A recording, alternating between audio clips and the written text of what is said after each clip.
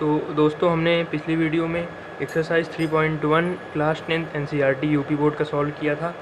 अब इसमें चलिए देखते हैं एक्सरसाइज 3.2, जिसमें पहला क्वेश्चन कह रहा है कि कक्षा 10 के 10 विद्यार्थियों ने एक गणित की पहली प्रतियोगिता में भाग लिया।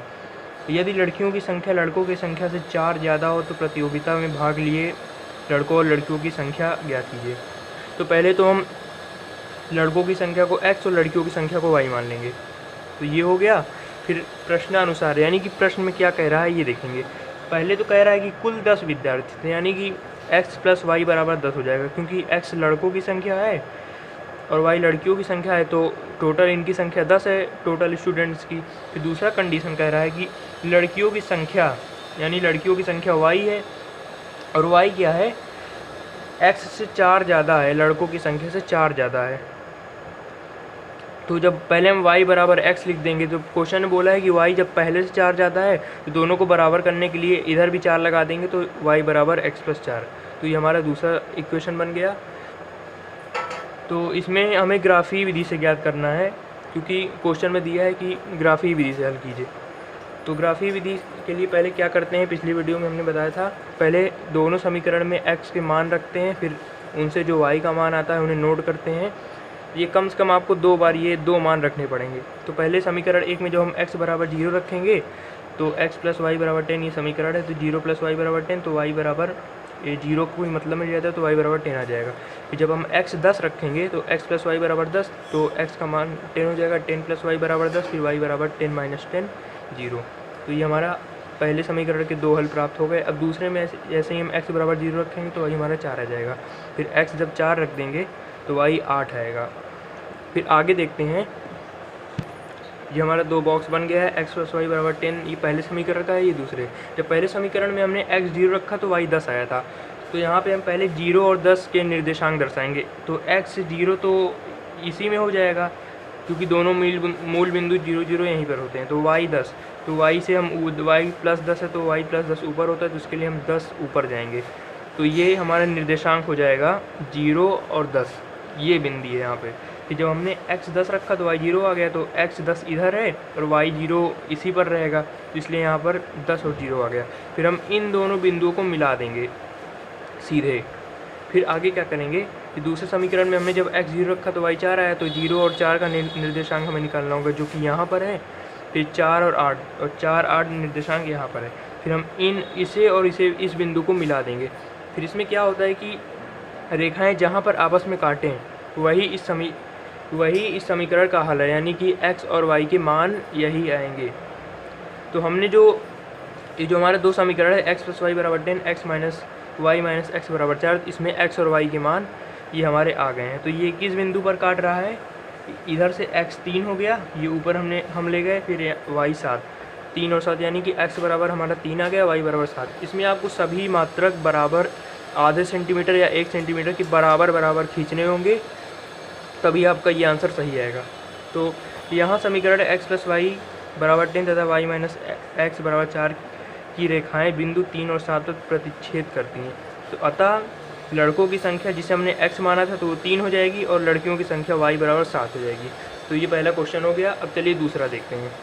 दूसरे में क्या कह रहा है कि 5 पेंसिल तथा 7 कलमों का मूल्य 50 रुपये है, जबकि 7 पेंसिल तथा 5 कलमों का मूल्य 46 रुपये है, तो 1 पेंसिल तथा 1 कलम का मूल्य ज्ञात कीजिए। तो ऐसा क्वेश्चन हमने एक्सरसाइज 3.1 में सॉल्व किया था, लेकिन उसमें आंसर नहीं लाया था, केवल उसमें ग्राफी विधि से उसका निरूपण किया था। तो इसमें भी वैसे है। तो पहले हम 1 पेंसिल का मूल्य x मान लेंगे और 1 कलम का मूल्य y मान लेंगे। फिर आगे क्या करना है, तो प्रश्नानुसार क्या कह रहा है, 5 पेंसिल और 7 कलम। तो हमने जब 1 पेंसिल का मूल्य x माना है, तो 5 पेंसिल का मूल्य 5x हो जाएगा और 7 कलम का मूल्य 7y हो जाएगा, क्योंकि 1 कलम का मूल्य हमने y माना था। तो कुल मूल्य 50 दे रहा है, तो पहला समीकरण बन जाएगा 5x + 7y = 50। इसी तरह दूसरा समीकरण 7x + 5y = 46। समीकरण 1 में जब हम x का मान 3 रखेंगे तो y हमारा ऐसे यहाँ पर 5 आ जाएगा, जब x = 10 रख देंगे तो y 0 आ जाएगा। इसी तरह समीकरण 2 में जब हम x 8 रखेंगे तो y हमारा -2 आ जाएगा, और जब x 3 रखेंगे तो y 5 आ जाएगा। तो यहाँ पर पहले हम दोनों समीकरण का बॉक्स बना लिए हैं, 3 5 10 0 8 -2, यहाँ पर ये -2 आया है। 8 माइनस 2 और 3 5। तो इसका भी हम ग्राफ खींच लेंगे। ये देखिए, तो पहले तो हमारा था कि 3 और 5 का ग्राफ ये यहाँ पर है, सॉरी 3 और 5 का निर्देशांक, क्योंकि इधर से x 3 और इधर से y 5। फिर इसी समीकरण का दूसरा हल हमारा आया था कि 10 और 0, x 10 रखने पर y 0 आया, तो 10 और 0 यहाँ पर हो जाएगा, क्योंकि ये इधर से प्लस x में 10 यहाँ पर है और 0 तो 0 यहीं पर रहेगा, y का 0, तो इसलिए यहाँ पर 10 0। तो हमें इन दोनों बिंदुओं को हम मिला देंगे तो ये हमें एक रेखा प्राप्त हो जाएगी, केवल यहाँ से यहाँ तक की। इस रेखा के नीचे हम उस समीकरण का नाम भी लिख सकते हैं, लिख देंगे तो ज़्यादा बेहतर होगा। फिर इसी तरह दूसरे समीकरण में 8 माइनस 2 और 3 5, तो 3 5 दोनों में कॉमन आ रहा है, तो 8 माइनस 2 का यहाँ हो जाएगा, 3 5 का हम यहीं रहने देंगे। फिर इसका भी मिला देंगे, तो देखिए ये दोनों रेखाएं एक तरह से बिंदु 3 और 5 पे प्रतिच्छेद कर रही हैं, तो इसलिए इसका हल हो जाएगा 3 और 5, यानी x का मान 3 आ गया, y का मान 5 आ गया। तो यहाँ दोनों समीकरणों की रेखाएं बिंदु 3 5 पर मिलती हैं या मिल रही हैं, अर्थात यही इन समीकरणों का अभीष्ट हल होगा।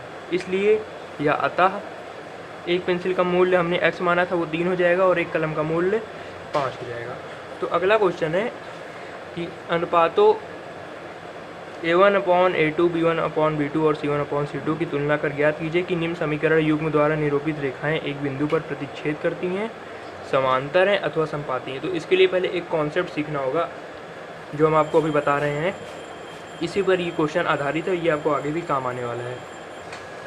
तो मान लीजिए कि हमारे पास दो समीकरण हैं, जो ax plus by plus c बराबर 0, समीकरण 1, और जब इसे a b और c यहाँ पर ये, तो हम इसे a1 मान लेंगे और b1 और c1, और a2x plus by b2y plus c2 बराबर 0। तो यदि इन दोनों समीकरणों में, अब देखिए, यदि जो a1 और a2 का अनुपात है, a1 अनुपात a2 या a1 बटा a2, इस b1 बटा b2 यदि इसके बराबर ना हो, नॉट इक्वल, यदि इसका और इसका अनुपात इन दोनों के बराबर ना हो, जैसे कि कोई भी हम समीकरण लेंगे 2x प्लस 3y प्लस 4 बराबर 0, और यहाँ पर ऐसे कुछ और ले लेंगे, तो जो अचर रहेगा a और b और b का, इन दोनों का अनुपात बराबर ना हो, तो इससे ये निष्कर्ष निकलेगा इन दोनों का समीकरणों का केवल एक हल होगा। क्या होगा? एक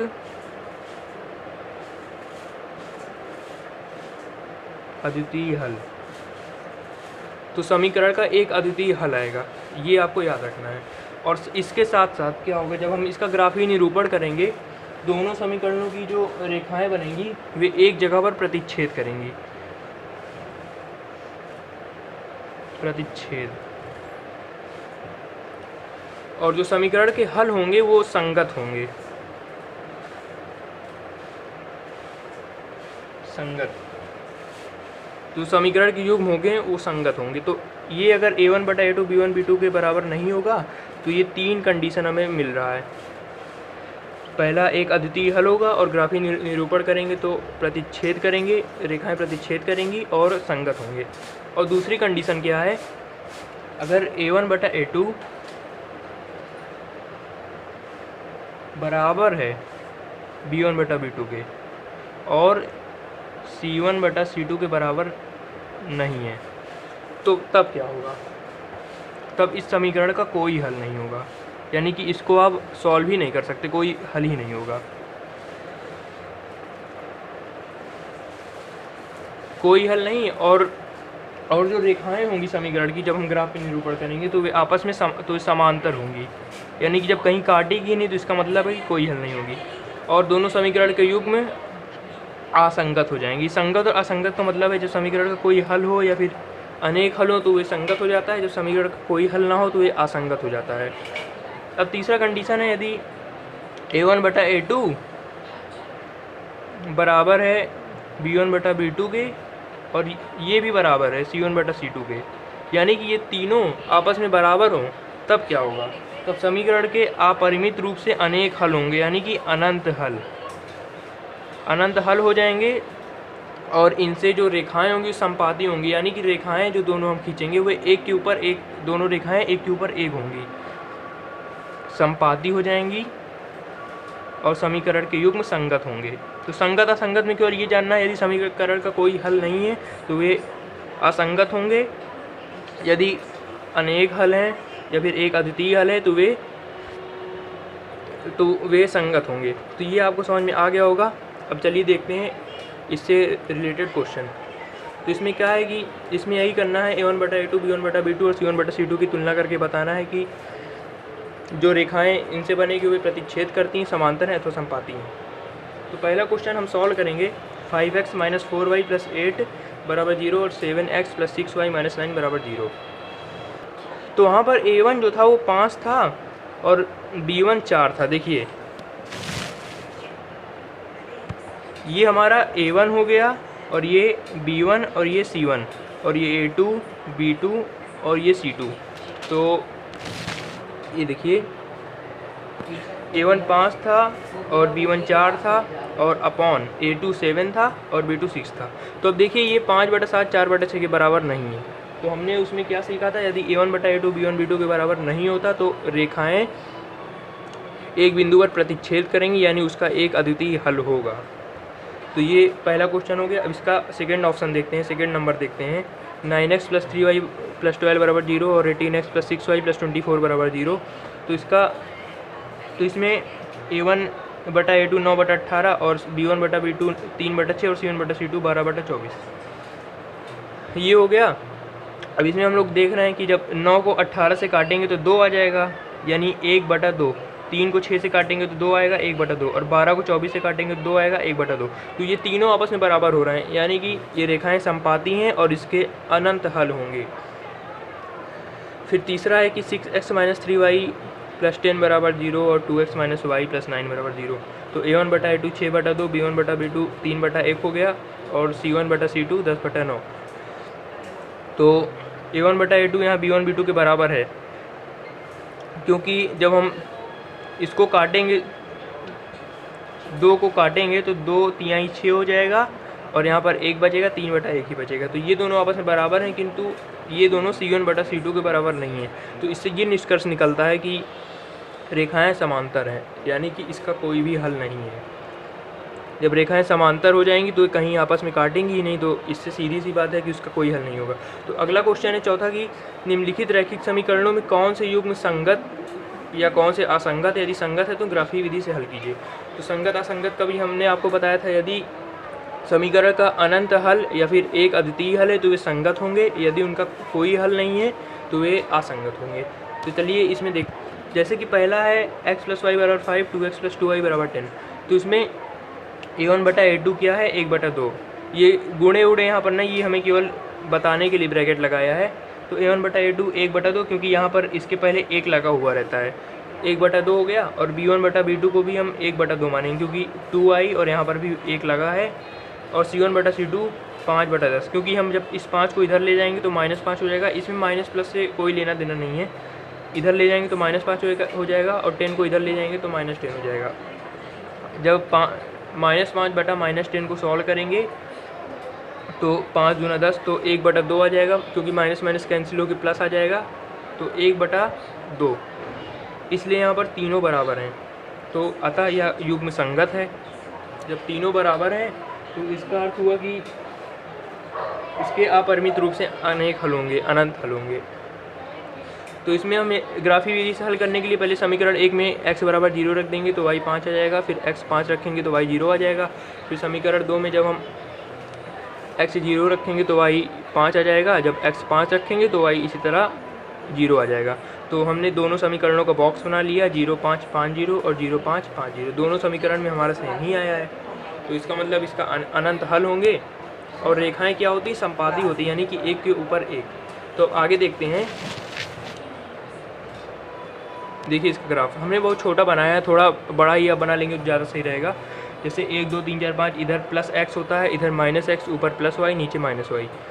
तो इसे x अक्ष कहते हैं, इसे y अक्ष। तो देखिए x एक्सिस पे पहला तो था कि 5 0। समीकरण 1 में ये जो 5 जीरो था ये दोनों समीकरणों में आया है और 0 5 भी दोनों समीकरण में आया है, इसीलिए हम इन दोनों को केवल एक ही बार लिखेंगे। तो पहले तो 5 जीरो और 0 5 हमने समीकरण 1 के लिए लिख दिया, फिर समीकरण 2 के लिए भी यही बिंदु ही अभीष्ट होंगे। तो इसलिए हम जब इस रेखा को मिलाएंगे तो यानी कि दोनों समीकरणों की रेखाएं एक के ऊपर एक चढ़ी हुई हैं, यानी कि हर स्थान पर काट रही हैं, इसलिए इसके अनंत हल होंगे।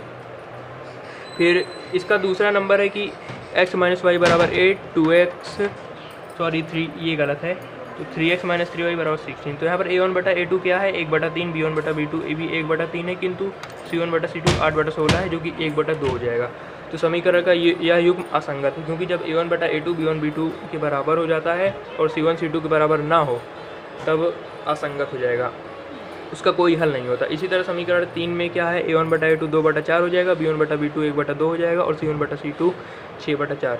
तो इसमें भी a1 a2 b1 b2 के बराबर है और c1 c2 के बराबर नहीं है, तो समीकरण का यह युग्म असंगत हो जाएगा, क्योंकि इसका कोई हल नहीं होगा। फिर इस एक्सरसाइज का लास्ट क्वेश्चन है, एक आयताकार की बाग जिसकी लंबाई चौड़ाई से 4 मीटर अधिक है और इसका अर्ध परिमाप 36 मीटर है, तो बाग की लंबाई ज्ञात कीजिए। यानी कि पहले हम आयत की चौड़ाई और लंबाई और चौड़ाई को क्रमशः y और x मान लेंगे, या चौड़ाई को x मानेंगे और लंबाई को y। तो इसमें क्या कह रहा है कि पहले तो कह रहा है कि लंबाई चौड़ाई से 4 मीटर अधिक है, तो लंबाई को हमने y माना था, यानी कि y x से 4 मीटर अधिक है, तो बराबर करने के लिए हम x को भी 4 कर देंगे, तो y बराबर x + 4 हो जाएगा। ये हमारा समीकरण 1 बन गया।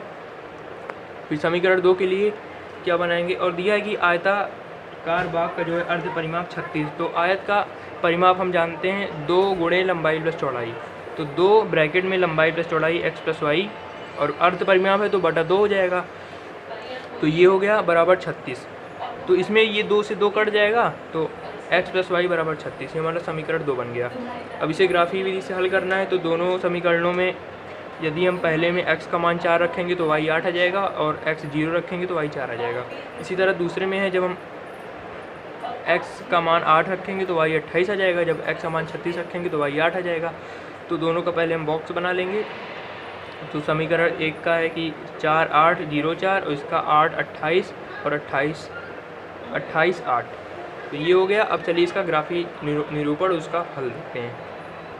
तो ये वाला ग्राफ हम इसमें बनाएंगे। तो पहले तो हमारा उसमें आया था 4 और 8 x, समीकरण 1 के लिए x हमने 4 रखा था तो y 8 आया था। तो 4 और 8 के बिंदु x, इसमें हमने 4 4 का मात्रक लिया है, क्योंकि वो सभी जितने हमारे हल आए थे वो 4 से कट जा रहे थे, इसलिए 4 का मात्रक लिया है। तो हमने जब x 4 लिया था तो y 8 आया था, तो ये बिंदु हमारा हो गया 4 और 8। समीकरण 1 में ही जब हमने x 0 लिया था तो y 4 आया था, तो x 0 तो y 4, तो x 0 यहाँ पर होगा और y का 4 यहाँ पर होगा, तो ये 0 और 4 हो गया। फिर जब 0 4 हो गया समीकरण 2 में, जब हम इस पहले इन दोनों रेखाओं को मिला देंगे।